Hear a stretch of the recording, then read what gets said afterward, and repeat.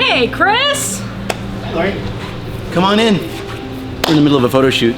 We got these guys doing some of the acts in the show. We have Tank, who's doing foot juggling. Ozzy's going to be doing both juggling, and he's going to be on the Wheel of Destiny up here.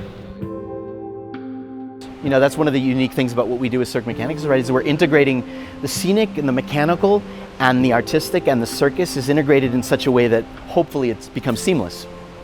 And it becomes magical and becomes transformative. That thing that we saw as a wheelbarrow is suddenly the table for the person to foot juggle on. That's a pretty straightforward and easy thing, but then these other things like the windmill blades, you know, somebody's suddenly gonna come, you know, the wind comes along and breaks one of the windmill blades. And instead of that being a bad thing, there's a hole in the windmill blade, now somebody dives through it. These are the things that make the shows more interesting, more compelling, and more entertaining. There are windmills much like the windmill that we'll have in the show, similar design that date back 2000 BC. So it's like, it's insane how long we've used wind in a productive way. And then somewhere along the lines of, you know, the Industrial Revolution, we thought we could do better. Yes. And in some ways we have, but in many ways maybe we haven't. Right. And so the show will kind of explore that idea about maybe we should re-examine the choices we've made.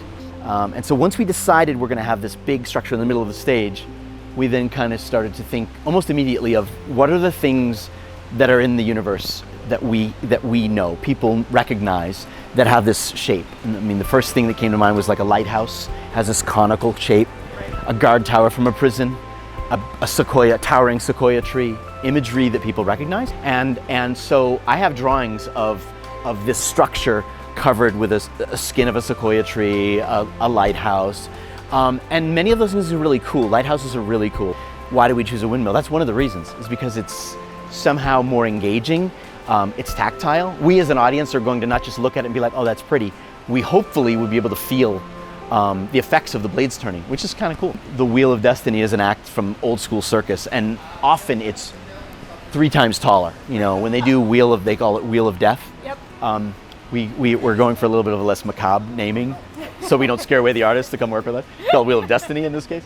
But in this case, we have to build everything to scale. So all of our shows travel around the country, and we're in theaters that range from an 80-foot proscenium to a 30-foot proscenium. Off-Broadway is 34-foot proscenium, 28 feet of depth. So all of our shows are built to fit in that space, but they also have to scale and fill the stage in a larger space. So Ozzy, who's the juggler in the show, and he represents the progress, he's a character in the show. In addition to doing juggling, he's going to be doing the Wheel of Destiny act. And so this act currently is set up to be one of the last acts in the show. So the idea is that the guy who had thought the idea of bringing in an external power source to power this windmill was a good idea in the end. He's the one that actually turns this thing on, powers the modern windmill blade, and creates power for the community. So the goal really is to be as far along as we can. Likely we'll have the scenic about half done in the next month. We'll be finishing that once we have artists, partially for the reasons I just said, because there's certain decisions that we just know that we can't make, or we're gonna make and we're gonna have to redo them. So there'll be outreach activities involved for not only UNLV students that will be part of the Entertainment, Engineering, and Design program, but also the Department of Dance, the School of Music, Department of Theater. We're going to offer workshops to those students as well. It'll give them the opportunity to not only experience how these sets are put together, but it'll also give them the opportunity to see how a show is built from the ground up using just manpower. They're also going to give us the opportunity to do a school performance for the community area and give the students the opportunity to experience a performance for free.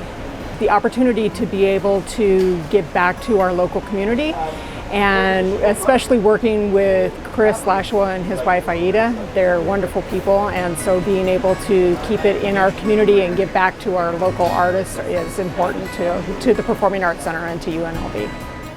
Thanks for coming to check out the work we're doing to get ready for our performance at UNLV's Performing Arts Center. We're looking forward to seeing you all on September 24th.